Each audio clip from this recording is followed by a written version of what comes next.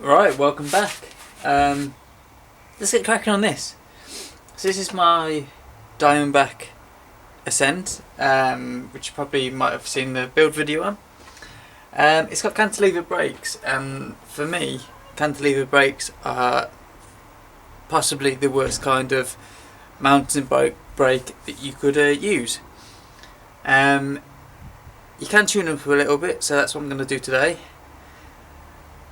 The main thing I believe about these cantilever brakes to improve the braking is going to be choosing the right kind of pads. These have still got the single compound M system pads on, which they came with, and they're okay, but they don't stop that well. Like, you can't just grab the brake and say lock up the rear wheel like you could do with a disc brake or even a V brake. They're kind of more spongy than anything, all these cantilever brakes. The compound is one of the things that we can do to improve it. The other thing is the stiffness of this here, because they're pulling when you pull the brake lever on, you're pulling up on the brakes, and then you're pulling them in together. It can cause a bit of flex in these post mounts, so we can strengthen those with something called a brake booster. So I'm going to first change the pads and then hopefully demonstrate the flex that you can get in the brakes, and then we're going to install a brake booster. So first things first, got to get these old pads off. So to get this old pad off, actually, let's start at the beginning. There's two types of pads that you could use for these cantilever brakes. This type that are on here, which are a post mount, so they've literally just got a post on, and this bolt here that goes through to the back just pinches it down and holds it in place, so you can adjust it along that post. It's smooth. You can also adjust the angle that the pad sits at. What you can also get is the what would you call it? The V brake style. It's more of like a road pad style. I don't actually have one to hand. This is a road pad.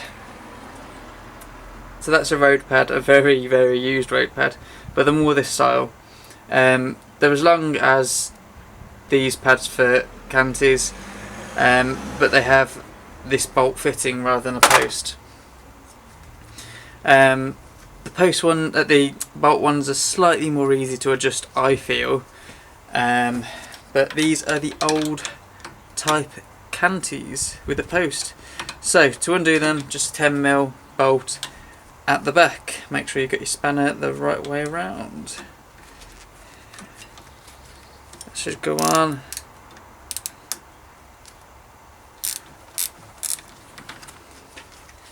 And then we're just going to unwind that. See, I wear gloves, so my fingers and that don't get dirty.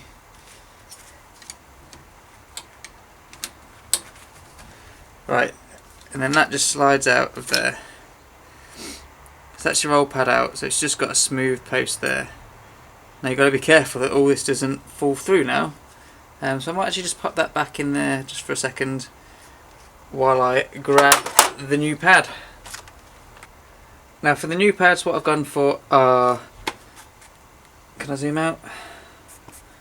Some of these bad boys. They cost an arm and a leg.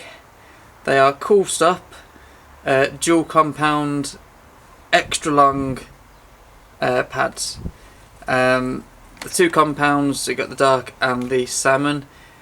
The salmon tend to be better in wet, I believe. It says here, patented angled tip for allow mud and rain to flow off the rims. I've actually put this on the front already, and it does improve it. They were very squealy at one point, but yeah, they were good. So this is the difference in them. Now can we just zoom in a bit? Let's get the old pad, make sure this doesn't fall out, the old pad here and the new pad. So you can see the difference in the size and the compounds.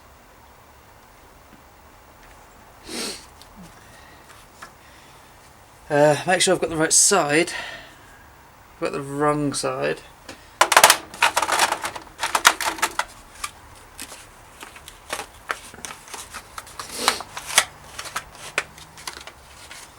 So for this moment I'm just literally just going to pop this in. It just slides through the hole like the old one came out, and just pinch it up, and then we're going to put the other side in and then start adjusting. Right, now before I go and adjust these brake pads to the rim, I just want to check the sort of alignment of the arms. The arms should be sitting pretty much vertically on the bike, so there should be a vertical line through the, can you see that? Through the anchor bolt, which you can just see, and through the pivot bolt of the brake arm. Now on mine, I think this side, the drive side, is slightly off centre, and I think both sides are, so I think the cable needs to be just pulled through just a little bit, just to get them more aligned vertically, so they've got a bit more slapping power on them. So to do that, I'm just going to literally just slacken off this bolt.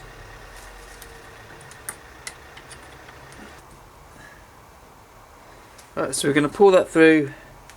Right, so we're going to pull that through until it's vertical.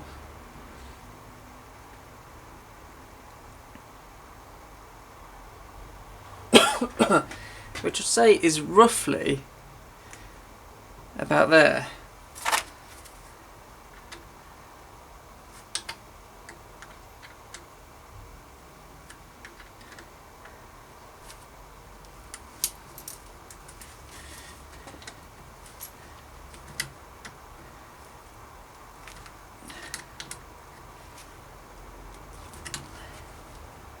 So this way the brakes should have the most leverage on the rim. Let's have a look. What do you think? Think it looks better? And there's a little adjustment screw down here. Let me just bring you around. There's a little adjustment screw just down here, which if you unwind or wind in will angle these arms over a bit, so it will just it's only on one side on these. Sometimes you can get them on both sides, but it just repositions the arm, so if it's leaning more one side to the other, you can just add a bit of tension on this side spring and it will either pull it over or push it over. But my arms look pretty straight, so we'll go on to adjusting. So we've got the arms where we want them, they're nice and straight. Now we've got to bring the pads towards the rim. So we're going to slacken off the back again just a little bit and pull them forward. Now with canty brakes, they're going to be, we're going to need to make them as strong as possible, and they can also suffer from a judder or a squeal. So you don't just want them flat on the rim like that. You're going to want to just offset them slightly. Get them to the highest point you can, so they've got the most grip. And if you can, if your brake allows it, try and get a bit of toe in. Now by that I mean, if this is the inner edge and that is the outer edge, you want the front of the brake pad to be closer to the rim than the back. That way the front grips on first and it will pull the back round. It's not just going to go flat and then just start squealing because of the vibrations. So best way to do that, wait, have I got a do I have a piece of, if you've got a piece of metal, maybe just a thin slither, which I don't seem to have, maybe a Coke can. It doesn't have to be a large offset, but you could just stick a Coke can at the back of the pad here, and offset it. So I'm just gonna, sorry, I have to take the gloves off. I hate gloves. They're getting in my way. It's cold, but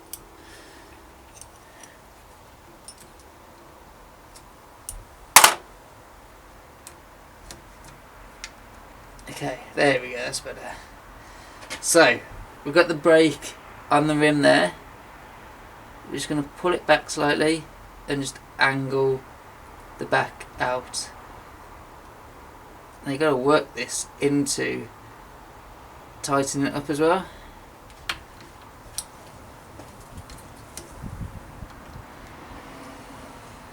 Okay.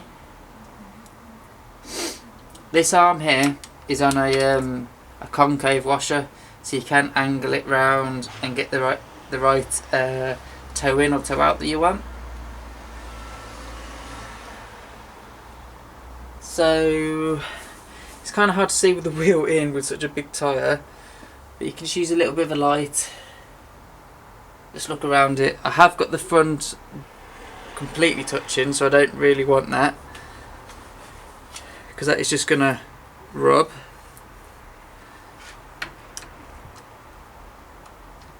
So I'm going to pull that back a bit.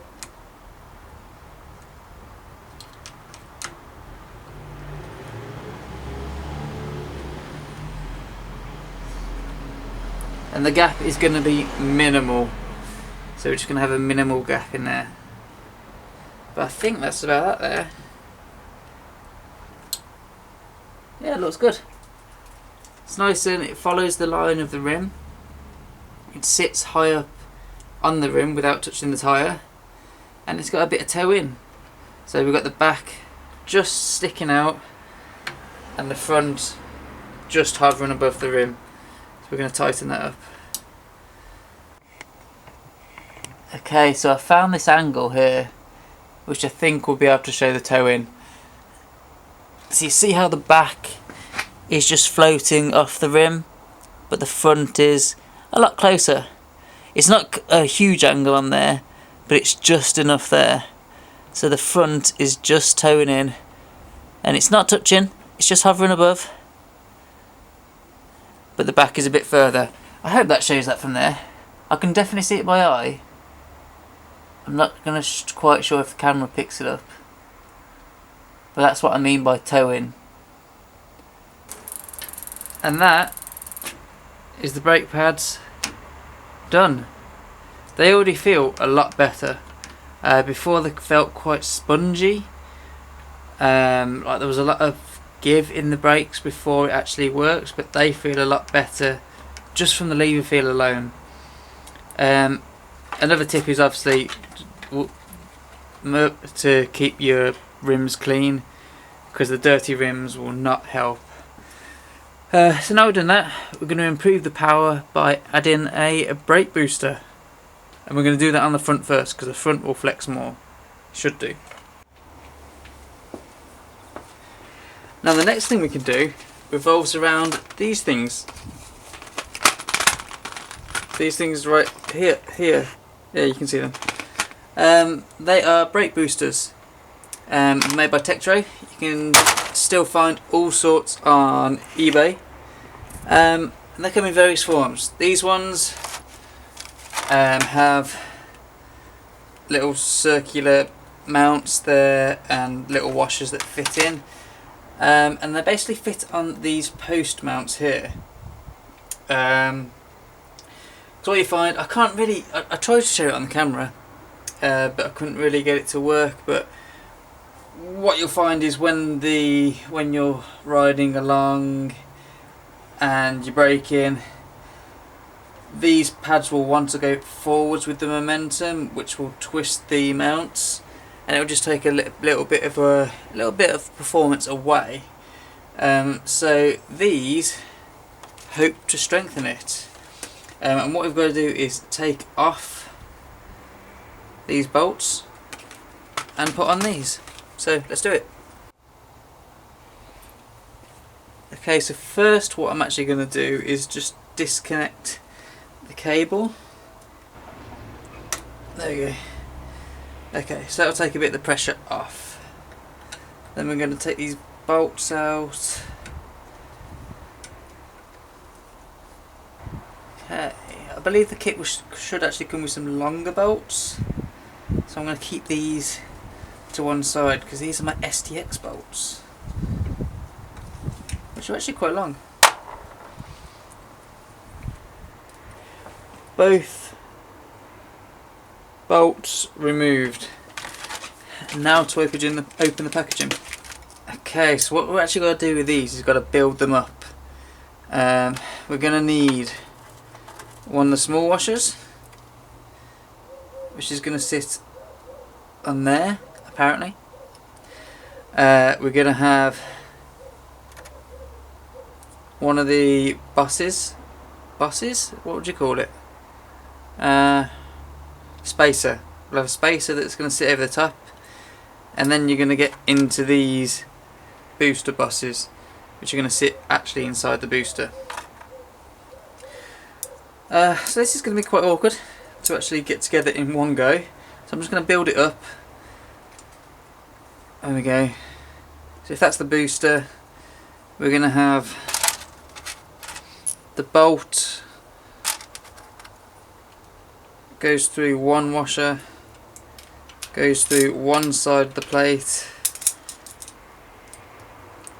goes through, you need one on the back as well, don't forget that, the other side, so there's one each side,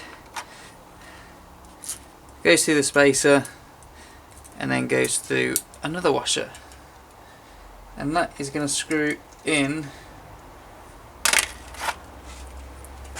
to the mount.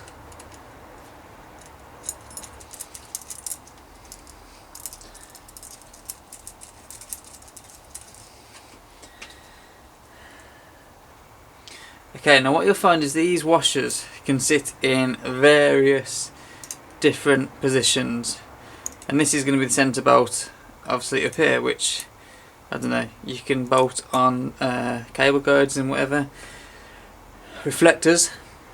So you're going to want to try and get these level, which might be a bit of a chore. So I'm just trying to level it all up and get them in the same position. I might have to reconnect the brake, it's just getting in the way.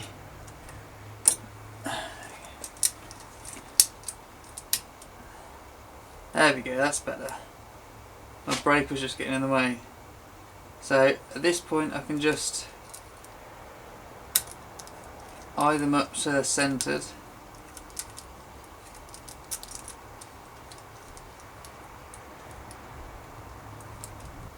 Okay, they're roughly sitting in the right place there. So we're just going to do them up.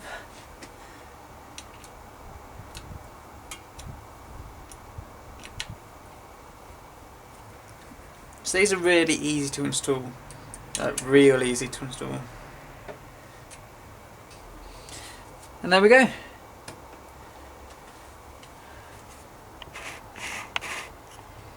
We've got some, if I put the brightness down a bit, some Tektro brake boosters installed, and some Kool Stop dual compound pads.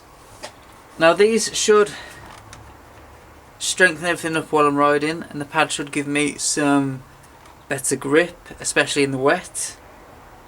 So I'm just going to have to test them out. Leave some feedback in the comments once I've given it a good test. But I'm hoping this should make everything a lot better. Like I said before, the brakes were very spongy, there was a lot of uptake before the pads really did anything. In the wet they were just very, very, very poor, which you're going to get with the rim brakes anyway, because they're close to the ground and they're like running through the water, so they're never going to be as good as disc brakes or anything like that, but you can make them as good as you can. Pads should deal with the wet, the brake booster should stiffen everything up, hopefully, touch wood, knock knock. So That being said, 2 nice and easy installs that you can do to your own bike. Hope you found this little video useful. If you did, hit the thumbs up, leave a comment. If you want to see different types of video, then again leave a comment and I'll try and look into making it. If you're not subscribed, hit the subscribe button and subscribe for more.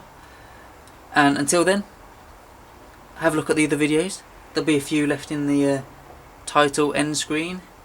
And I'll catch you in the next one. Thanks for watching.